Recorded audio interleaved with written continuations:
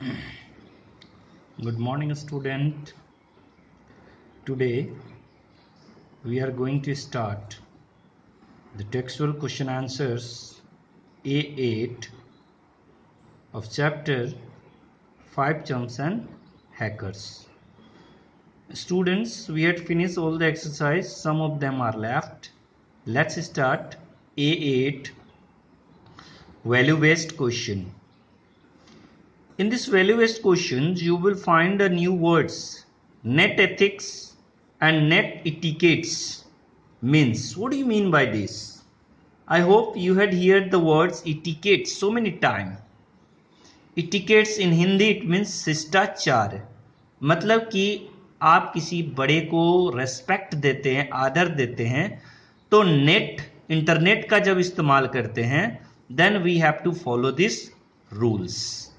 जब आप इंटरनेट का भी इस्तेमाल, because now it is we are using online classes. In online classes, whenever we are using, so what happening, so many times teacher asks you certain rules. Maintain silence whenever the classes is going on in the online, right? Never misuse vulgar language, don't disturb the class. ये सारे कुछ norms है, rules है ना. And never send any vulgar message. ये सारे चीज कुछ rules teachers ने आपको बताया है. And unknowingly never always repeat call, do it. Sometimes the other person will be busy in doing another work. So these are the values to follow whenever we are using a internet. And in this chapter 5 Chumps and Hackers, we find that hackers means illegal users. कोई net का आपका illegal इस्तेमाल करता है, तो यही चीज कहा जा रहा है नेट एथिक्स. क्लियर? एथिक्स में यही चीज है, आप समझ में आ गया होगा. नेटवर्क के थ्रू जब हम बातें करते हैं, काम करते हैं, तो हमको रूल को फॉलो करना होता है, राइट? उसके बाद कह रहा है find out more about some basic net ethics and discuss in the class necessity and importance. क्यों जरूरी है? Suppose if you start to shout in a online class, what will happen? Classes will not run smoothly. Just the same thing happen if we do the repeated call to anyone. If they are busy in some other work, what will they will irritate and they will abuse you also, right? Suppose if you are any urgency at 2 o'clock or 3 o'clock at night and you start to call your teacher, sir please send me the question answer. Is it right? I hope all of you have a answer. No sir, because in society whenever we are living we have to follow certain rules and regulations, right? Just the same thing happening with the net also. Whenever we are using a internet of any other person, then we have to seek a permission. So let's start our answer. So what is the answer? value based का answer देखते हैं. net ethics refer to the conduct that is socially acceptable when using the internet. ऐसे शब्दों का इस्तेमाल करें जो समाज हमें एक्सेप्ट करता है. It is combines of a word network and ethics. Etiquettes का मतलब मैंने अभी बता दिया, शिष्टाचार, और नेटवर्क सब जानते हैं. It is the social code of good behaviour. हम जब नेट का इस्तेमाल करते हैं तो हमें अपना बिहेवियर अच्छा रखना है. When ever means when communicating online. अब तो सारे बच्चे समझ गए होंगे नेट एथिक और नेट एटिकेट्स क्या है, आपके लिए न्यू टर्म्स था. नाउ नेक्स्ट है, उसी के बाद लिखोगे व्हाई इट इज इंपॉर्टेंट. क्यों जरूरी है नेट एथिक, क्यों जरूरी है हमारे समाज में, क्या क्या चीज होता है वो. तो respecting group norms and rules is important for building healthy internet. अगर मान लो कि हम लोग वल्गर इस्तेमाल कर रहे हैं, मैसेज का इस्तेमाल करते हैं, किसी का रॉन्ग पोस्ट है उसको फॉरवर्ड कर देते हैं, तो ये हमारे समाज को हार्म करेगा, कम्युनल रियट्स हो सकते हैं. तो ये चीज है, तो इसीलिए कह रहा है कि क्या क्या चीज होता है. For example never sending insensitive message. क्या क्या है इंटरनेट यूजर्स को हमें ध्यान रखना होगा. कभी भी मान लो किसी ने कोई आपको मैसेज फॉरवर्ड किया, तो आपको ये नहीं करना है कि उस मैसेज को क्या कर देना है, आगे बढ़ा दिए कि चलो भाई किसी दोस्त ने भेजा, बिना जांच पड़ताल के आगे फॉरवर्ड कर दिए, तो डोंट डू दैट. तो never sending insensitive message, never violets group norms. मैंने अभी जो बताया आपको समझाया, ग्रुप नॉर्म्स. कि इतने बजे से इतने बजे क्लास होगा, 1 घंटे आपको टाइम दिया जाता है। जैसे ऑनलाइन क्लासेस करते हो या ऑनलाइन एग्जाम देते हो तो सर्टेन रूल्स बताया जाता है। तो these are the group norms. मान लीजिए क्लास 5 का ग्रुप बना हुआ है ना, तो उसमें कुछ रूल है कि इतने बजे से इतने बजे आप मैसेज करोगे, इतने बजे के बाद नहीं करोगे। तो these are the group norms. Be brief.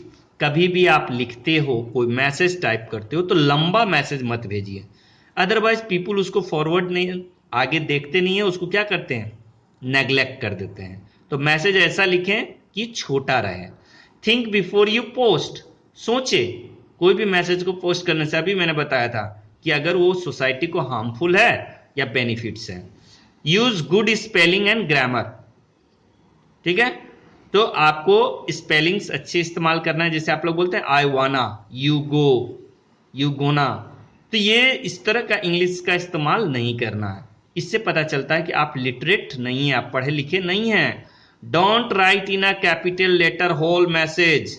अगर आप कोई भी मैसेज को बोल्डली एकदम कैपिटल लेटर में लिख देते हो, इसका मतलब कि आप क्या शिक्षित नहीं हैं, और इस मैसेज से क्या आप देना चाह रहे हैं कि ये बहुत ही क्या है, खतरनाक मैसेज है, डेंजरस मैसेज है। तो इस तरह के कैपिटल लेटर में, जैसे इंग्लिश में जैसे बहुत सारे बोल्डली लेटर है, तो पहला वर्ड मान लीजिए राम, तो आर कैपिटल रहेगा, वो रूल्स है। मगर ये नहीं कि RAM कैपिटल में लिख दिए, राइट, तो ये गलत चीज है।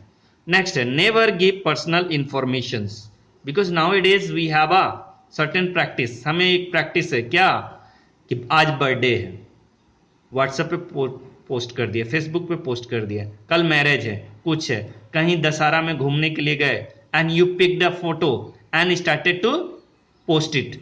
तो इससे जो आपके हैकर्स या फॉलोअर्स है उसे तो पता चल गया कि आप घर में नहीं है, और वो आपके घर में क्या करेगा, चोरी कर लेगा, राइट। तो be aware to send your personal information. Next, one must maintain courtesy. आपको क्या करना है, अपने आदर कटसी को मेंटेन करके रखना है। And be professionalism. जैसे अभी सर ने बताया, पढ़ाते समय जो चीज करते हैं, मतलब जो चीज मैटर का यूज है, मिसयूज मत कीजिए। Am I clear? Now come to the next question. A10. In A10 what we have to do, get into a group of 6 and discuss did the aunt do the right thing। हमने ये कहानी में पढ़ चुका है। जो बच्चा था लाइफ स्किल में, उसे क्यों क्या करा है, 1 person of you must be Mrs. Stepney, others should take a roll of 5 chums and Basanti should not do that, while reporting you must give the reason for the decision। अब कह रहा है कि आंटी ने उस बच्चे को छोड़ दिया, राइट, तो क्या सही किया? तो आप बोलोगे यस। क्या रीजन था? तो आप उसका आंसर इस तरह से लिखेंगे, लेट्स सी, इस तरह से। A10 का आंसर है yes, she did right thing because the hacker was a young boy. आपके क्वेश्चन में ये लाइन है। Secondly, he seems apologetic. thirdly, if he would be given a second chance he might improve himself in the future। वो भविष्य में अपने आप को सुधार देता। अदरवाइज अगर आप उसे पनिशमेंट दे देते तो he might become a criminal and always wanted to take a revenge with them। बच्चों से बदला, रिवेंज का मतलब होता है बदला लेगा, अगर उसे सजा मिल जाता। अगर वो गलती एक्सेप्ट कर रहा है, एपोलॉजिस्टिक है, तब तो उसे हमें छोड़ देना चाहिए। एपोलॉजेटिक का मतलब होता है क्षमा मांग रहा है, वो गलती एक्सेप्ट कर रहा है, तो हमें उसे क्या करना चाहिए, क्षमा कर देना चाहिए। I hope it's clear. Next part उसी में है आपका। नेक्स्ट क्वेश्चन है, which of the following qualities do you think help the 5 chums solving the mystery of the hackers. 3 points है, presence of mind, observational skill, logical reasoning, मतलब तर्क संगत, right, तर्क करना। तो discuss how important for us to develop this skill. हमें अपनी जिंदगी में क्यों जरूरत है? तो बोला yes, they are very important because we might face lot of problematic. Problem का मतलब समझते ही हो, परेशानियां हमारी जिंदगी में आते हैं। तो वही कह रहा, problematic situations in our life, और उसको सॉल्व करने के लिए I think the logical reasoning, clear, logical reasoning होना चाहिए, हमें तर्क संगत होना चाहिए, और presence of mind is also very important. To help to solving the mystery, कोई भी रहस्य को सॉल्व करने के लिए ये पॉइंट्स की हमें जरूरत होती है. It's clear now. In next class we will study next topic. Thank you.